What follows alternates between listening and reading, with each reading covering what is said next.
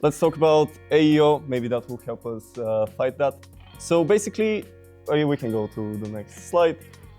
AEO, what we will talk about, it will cover what is AEO, what is the change that we're going through right now, what that means for your website and for your business, what the 4 pillars of AEO are and how we can control those loosely, and then we'll just kind of summarize everything so we get a clear picture. So SEO is dead, we killed it, here comes AEO, right? Basically, over the course of the last 1 year, SEO traffic has went down between 15 to 25% across different businesses. And that's pretty scary, right? You spend a lot of your time, you've been building your brand, your narrative, your tone of voice and everything. And all of a sudden, a quarter of that traffic is no longer there. If we can go to the next slide. So yeah, the times are changing. SEO's traffic is down. It's predicted that within 3 years, agentic search is going to be the main form of search. And it kind of makes sense. Like, think about how you interact with the internet today. Like, do you go and Google something, or do you tell ChatGPT, hey, I have all of this context I can give you, and this is exactly the task I need. What should I do? Who should I hire? It's a lot better of a flow than just searching specific keywords and getting like random results or whoever paid most. So that gives our brands an amazing opportunity to put our narrative forward in a much more human way. So if we go to the next slide, the change is what we just discussed, that we'll be focusing a lot less on keywords and a lot more on our holistic narrative. However, what that means is, we can go to the next slide. What that means is that there is a lot of danger for our narrative. All of a sudden, instead of us controlling what we're saying and our website sitting at the top of the funnel, and it's how people discover us, and then they learn a bit more, and then we convert those people, and then they click the buy button and we make money. Right now, what's happening is AI is summarizing everything you've said on your website or on like Reddit or Quora or whatever, and it spills it out. So we have this dilemma now of AI slop versus brand narrative. And I want us to look into how we can take a bit more control of our narrative so that we don't let AI slop ruin years of dedication towards your brand and your narrative for your marketing. So yeah, as we mentioned before, your website used to sit, it sat throughout the funnel, right, in the awareness, consideration, and conversion. But now your website sits at the top only technically. The idea is that the AIs would go and they would scrape your website, they would take all the information that's needed, and then they would provide you the answer. So your website needs to serve bots just as much as it needs to serve people, but at different stages of the funnel. It serves people at the conversion stage, because once people have found out, I need, let's say, ChatGPT, I need a creative agency in Cambridge that also offers its studio space. By the way, Cambridge Chronicle comes first, so good job, us. Like right now, your website sits at the conversion point where you've already found out about this, but you just want to make sure, like, was this just AI stop or is this for real? So you would go there, you would verify the information, and be like, okay, I like what these people are doing. I get to press the buy button over here. You'll press the buy button. We can go next slide. So what are the pillars of AEO? We can go to the next slide. This looks scary, but don't let it scare you. Basically, Webflow is a web design and development platform. You don't need to know anything about it. But it says that the 4 pillars are content, technical, authority, and measurement. And they measure these in 5 steps. You can actually check your website, how it's performing on AEO, by inputting your link on there, and it will tell you, you're scoring well on content, but you're scoring poorly on authority. These are some steps you can take. So it kind of does my job for you guys. But we're not really gonna go into what each step requires. We're just gonna go generally over content, technical, authority, and measurement. So if we go to the next slide, that would be, the first thing is content. And yeah, content is literally where all of your narrative, your whole brand lives. It's where you get to tell your story. It's where you get to put your design forward. It's where you get to like say to the world, this is who I am. However, the content you write is not going to get to your end users, or at least to a lot less of your end users. So you need to write it in a way that is going to allow for agents to scrape it and then be able to format it and give it to people in a digestible manner. So if we go to the next point, one of the most important things about content is recency. The more recent your content is, the more likely it is to be scraped and then referenced by different agents. As you can see here, 95% of ChatGPT citations 0.2 pages updated in the last 10 months. So frequency is really, really important. At the agency where I work, we always develop, news or case studies, articles, what's been happening. And then we look back at our clients from 3 years ago and they haven't uploaded anything in the last 2 years, right? Sure, it looks fine through human eyes because you just remove the uploaded on date and no one knows if this was uploaded yesterday or 2 years ago. But now the agent will know that. So you need to make sure that your content is optimized for those agents. So another thing is quality over quantity. You may think, oh, the more references I have of myself, the better, because that's more streams of drawing that information. Well, no. Quality is much more important because you need to be very authoritative and have ownership of the answers you are providing. Another bit is structure. So as I was mentioning, having that personal type of conversation is much more important than just putting in keywords. But in order to do that, be it on your website, you need to focus on what question would the person actually ask and provide that question, which is a really difficult task that we'll get to. So if we can go to the next slide. So here's a little wall of how we can improve. You can take a picture or whatever, but basically the points are add FAQs, tables of contents, bullet points, refresh content. All of these things, they're going to be really, really impactful in making sure that the latest content you want to get out there will get out there instead of some generic AI stuff. We can go next slide. And here are some questions you can ask for yourself as well, like what are our top buyers' questions? As we scale, how do we make sure our voice stays consistent? Because if I'm creating 1,000 articles, how are all those articles going to sound like they come from me? Clearly, one person didn't write them, right? So it's very important to ask these questions and then be able to action them through your web presence. We can go next slide. So the next bit is technical. We're not really going to nerd out too much here, but the whole point is you want to make sure that your content is structured out in a way that a machine can read it, make sense out of it, feed it to a human. That human reads it in 2 sentences and is like, great, I'm hiring that guy, or great, I'm hiring this service, and then go on your website and get converted. So what that means is, we can go next. What that means is you gotta have solid web foundations. If you're going to speak about a topic, make sure that that topic sits at the top and is your heading one. And then you explain whatever about it. And then if there's a subtopic, using your heading 2, and then explaining further below, right? It's just kind of following very, very basic architecture points so that you can improve. We can go to the next slide. It basically has all the bullet points because everyone loves bullet points. They're much more easy to go through than speaking. So yeah, ensuring proper metadata in summary statements, bullet points, callouts and FAQs, alt text, accessibility, all of these things are very, very basic things we need to do for SEO already. But if we don't have those foundations covered, our AEO is going to struggle massively. So yeah, definitely do those. And some of the questions are, how are we keeping up with the evolving standards? Because this was what I read 2 weeks ago. In 2 weeks from now, it's going to be different. And in 2 weeks from then, it's going to be different. So the playbook on how we are doing this is being written as we speak. Every day, these things changes. So that poses both a threat and an opportunity for everyone's business. Next part is authority. Authority is probably the most important thing. If content is what you give out to people and the technicality is how you give it to both agents and people, authority is the ownership of your content. It's making sure that, yes, I am this person who can say this thing with confidence because I know what I'm talking about. So whoever is reading it, this is truthful information, it's not slop. So if we go to the next slide, some way of improving that authority is adding author bios on your key content. So you're not just leaving some text out there without knowing who this is coming from. Sharing clear contact information, getting spokespeople through podcasts, webinars to interact with you, or you feature on their podcast. Making sure that your name, your business's name, is being put out there, not just through yourself, but through others as well. As we spoke about GEO, that kind of links to this. So whenever a big danger right now is, oh, there's someone hates me and they hired, they got some bots to write 100 spiteful comments on Reddit about my business and why it's horrible and no one should ever use it. How do you tackle this, right?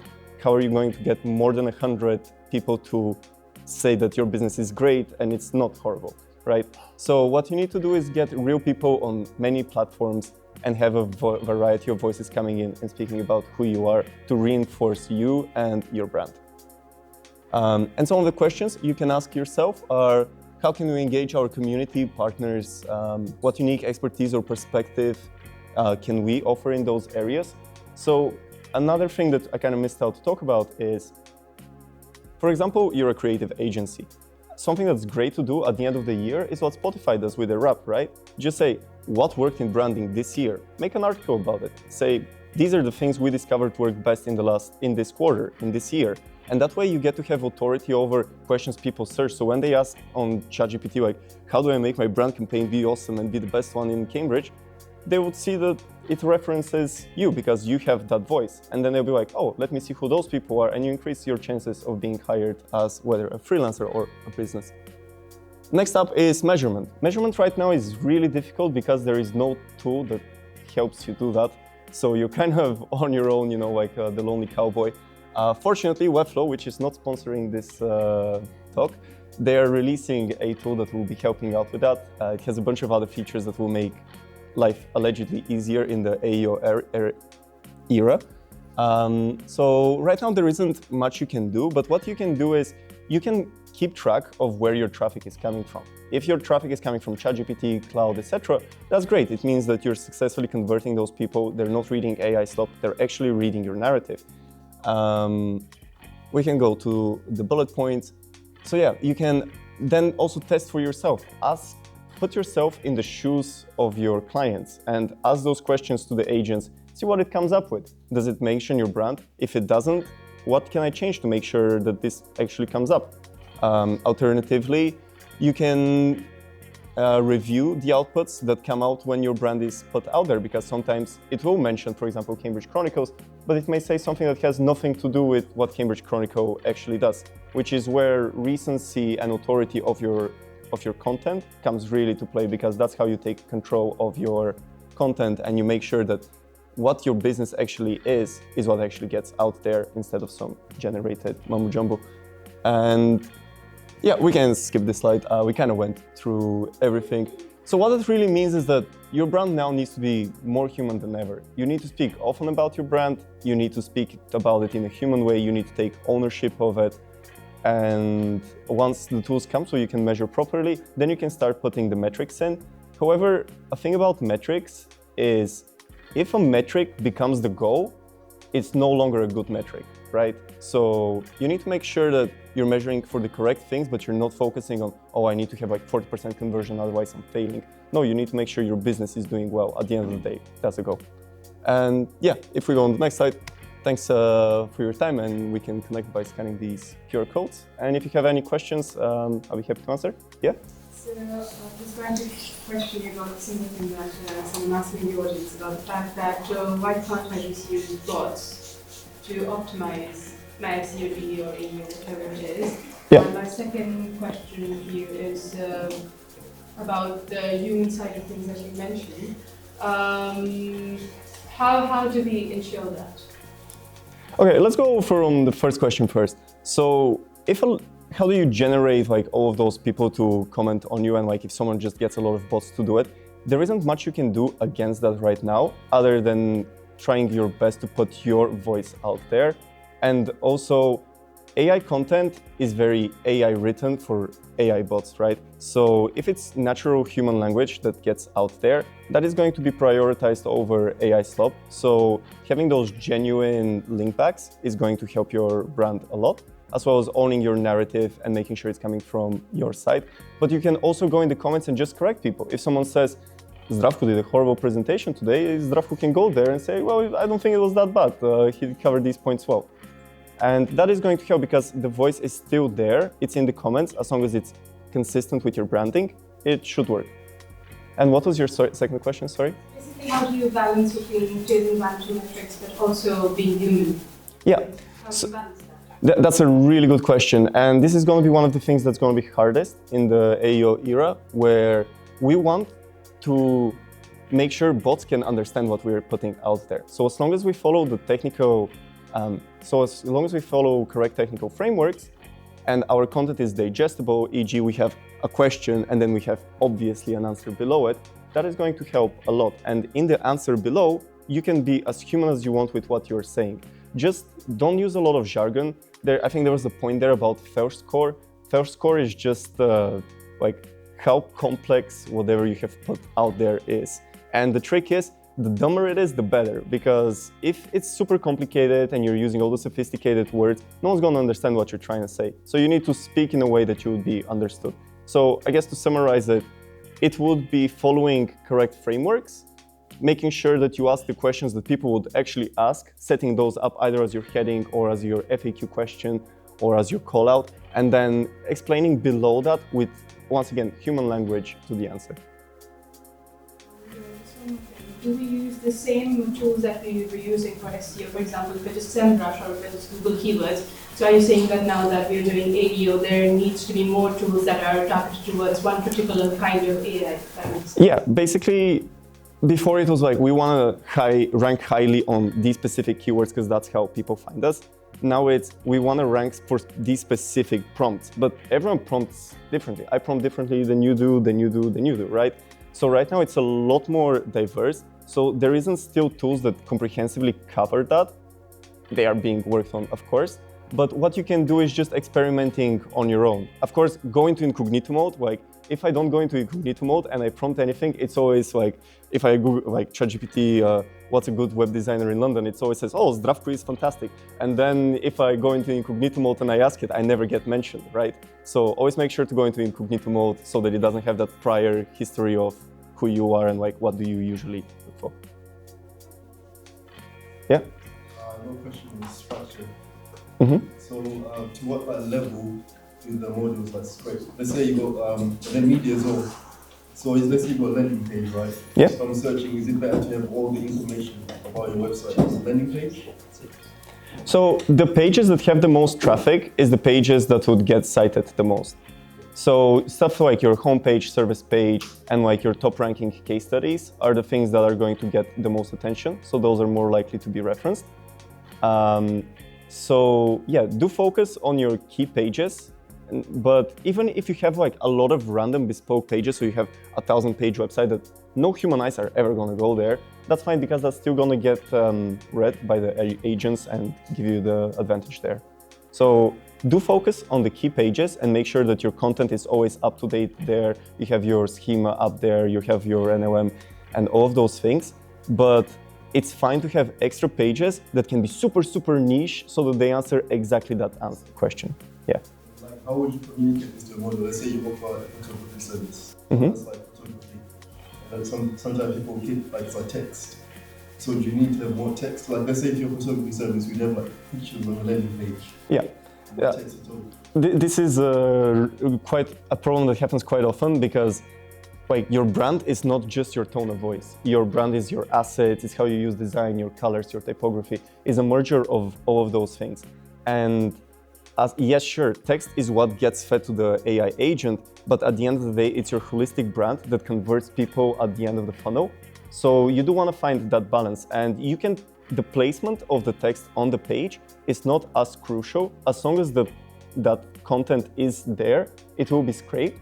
So it will get to the AI agent. So you see how all websites, they just have like FAQs at the bottom, and like the millisecond you see FAQs, you're like, okay, I'm going to the next page because like ain't nobody ever went below that.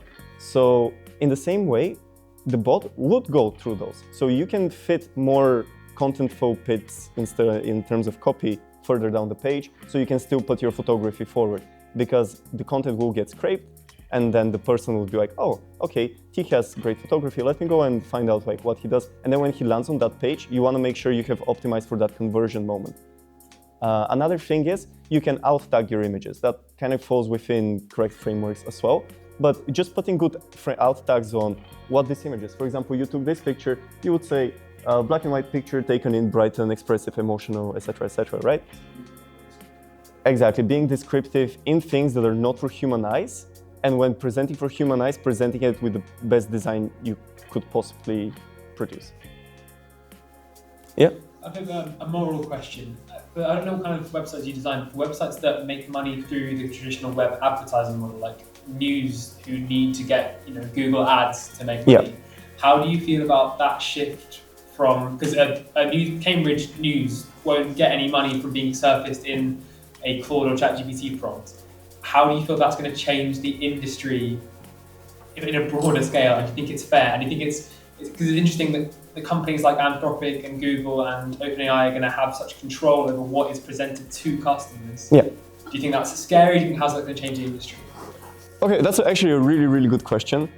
There's kind of a few points to it. So there is already a monopoly on advertising. Google and Meta, they have like what, 60, 70, questionably 90% of the market. And a lot of those ads actually don't surface human eyes. Like you do pay for your paid socials, but like that never reaches any human eyeballs. So if we move to a model that's different and doesn't like, you don't actually end up on a website and you never see those ads are never seen anyway, right? So it kind of doesn't remove from it. That's on one side.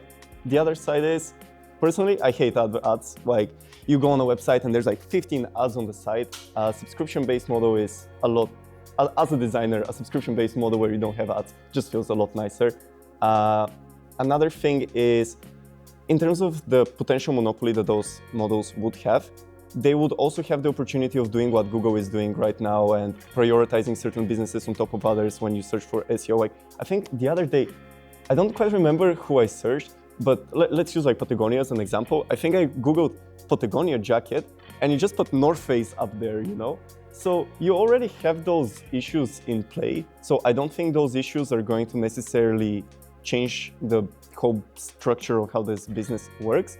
But I think it's a shift that's positive because it kind of breaks the status quo and allows like smaller businesses who can take more risks because they're not giants that move slowly to take control and actually rank higher. The incentives are gone to publish good and accurate, specifically news stories, because they don't get clicks on that, and that will then shrink the number of businesses which are making like up-to-date factual information. Well, if you're not producing up-to-date factual information, you wouldn't be like showing on those prompts, right? Like when someone prompts, you wouldn't come up if you're not doing content all the time, and people would get just the highline like 2-sentence summary, but people would still want to go there and like read for the whole thing, right? Sure, we are in the super ADHD mind where, if I'm on a topic for more than 4 seconds, I need to scroll to the next thing, and here we should have left like, just some Minecraft playing while I'm talking, right? But even then, people do want to go and like engage with content that's meaningful and that's relevant to them. It's just that right now you get to skip all the noise and get straight to like what would be relevant to you or what the AI overlords think is going to be relevant for you. Yeah?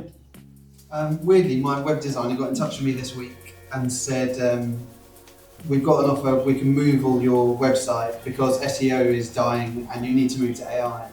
And I was like, okay, that sounds great. I thought he was just trying to get more money out of me, but this is legit, this is happening.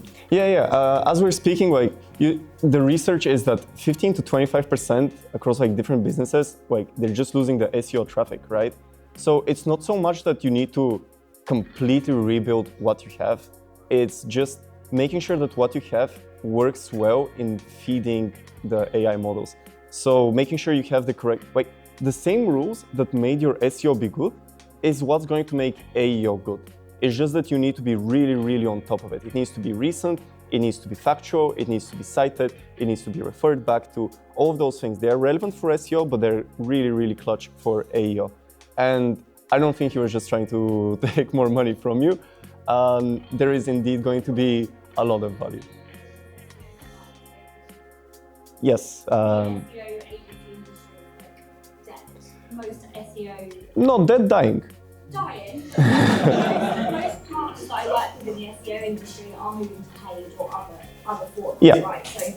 So I think, as a word of warning, if you have a website that you're paying an agency to make it SEO relevant, and now they're approaching you to say, actually, I'm going to make it AI relevant, there is an element of them wanting to obviously secure their future, for sure.